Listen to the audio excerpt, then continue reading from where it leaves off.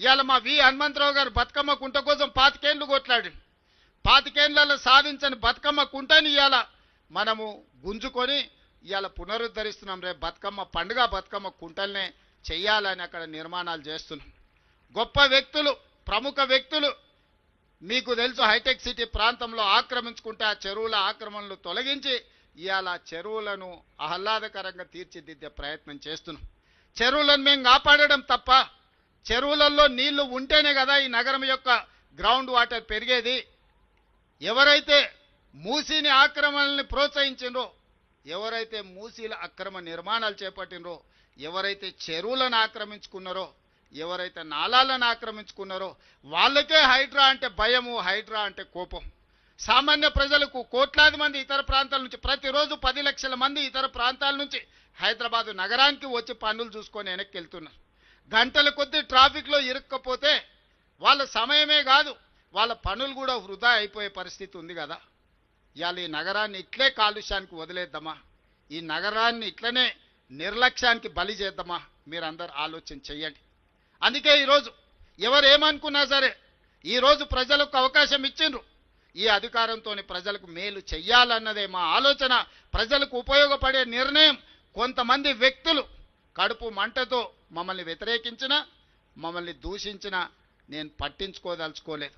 ఇవాళ మీరు చూడండి, చెరువులను, నాలాలను, మూసీలను ఆక్రమించుకున్న పెద్దవాళ్ళను తొలగించి పేదవాళ్లకు ఒక మంచి జీవితాన్ని ఇవ్వాలని 2 బెడ్రూమ్ ఇండ్లు ఇచ్చినాం. ఇవాళ మూసీలో ఉన్న వాళ్ళని ప్రక్షాళన చేయడం ద్వారా ఇవాళ మన నగరానికి ఒక గొప్ప వరం. నేను ప్రపంచ దేశాలన్నీ తిరిగి చూసి వచ్చిన.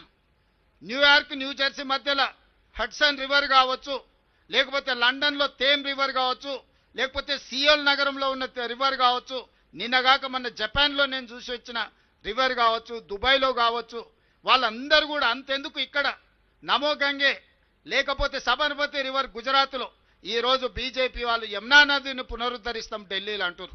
గుజరాత్ వాళ్ళు సబర్మతి రివర్ ఫ్రంట్ కట్టుకోవచ్చు, ఉత్తరప్రదేశ్లో గంగా నదిని పునరుద్ధరించుకోవచ్చు, ఢిల్లీ నగరంలో యమునా నదిని పునరుద్ధరిస్తామని చెప్తే అది గొప్ప మాటగా కొంతమందికి వినిపిస్తుంది.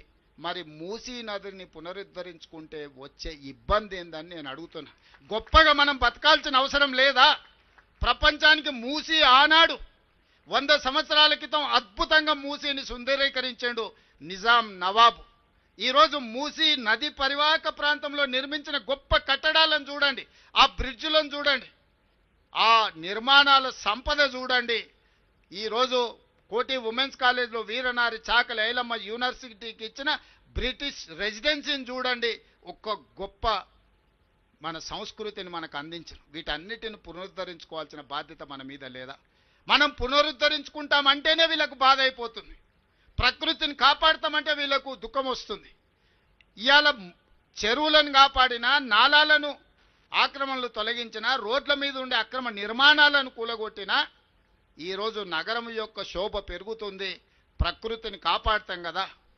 ఈరోజు మేము మూసీని, చెరువులను, నాలాలను, రోడ్ల మీద అక్రమ నిర్మాణాలను తొలగిస్తే రియల్ ఎస్టేట్ పడిపోతుంది, రియల్ ఎస్టేట్ పడిపోతుంది, రేవంత్ రెడ్డి వెట్ల కూలగొడతారన్నారు.